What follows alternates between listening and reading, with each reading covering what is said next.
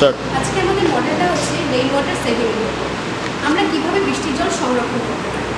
আমাদের ভূগর্ভস্থ জলের প্রধান উৎসই হচ্ছে বৃষ্টির জল, কিন্তু আমরা দৈনন্দিন জীবনে নানা কাজের ফলে বিভিন্নভাবে জল অপচয় করে ফেলেছি, ফলে ভূগর্ভস্থ জল ধীরে ধীরে নিঃশেষ হতে চলেছে। এই যে বিপুল পরিমাণে বৃষ্টি হয়, সেই বৃষ্টির জলটাকে অপচয় না করে সেগুলোকে আমরা সংরক্ষণ করতে পারি। এখানে আমরা দেখাবো কীভাবে সেই বৃষ্টির জল আমরা সংরক্ষণ করে আমাদের দৈনন্দিন কাজে ব্যবহার করতে পারি।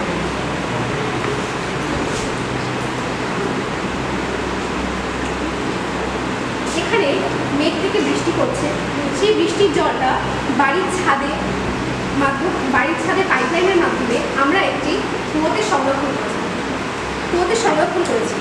সেই কুয়োর জলটা আমরা একটি পুকুর বা ছোটো জলাশয়ের মাধ্যমে সেটাকে ট্রান্সফার করেছি, এবং বাড়িতে সবারই মোটামুটি বাগান থাকে, সেই বাগানের ফুলের গাছে জল দেওয়ার জন্য আমরা এই জলটাকে ব্যবহার করি। শুধু এইসব কাজে আমরা এই বৃষ্টির জলকে পানীয় জল হিসেবে ব্যবহার করি। যেমন এখানে আমরা দেখিয়েছি এই বৃষ্টির জলটাকে পাইপলাইনের মাধ্যমে ফিল্টার করে সেটাকে আমরা কলের সাথে যুক্ত করছি, এবং এই জলটাকে আমরা এখন পানীয় জল হিসেবে ব্যবহার করি। এইভাবে আমরা দৈনন্দিন জীবনে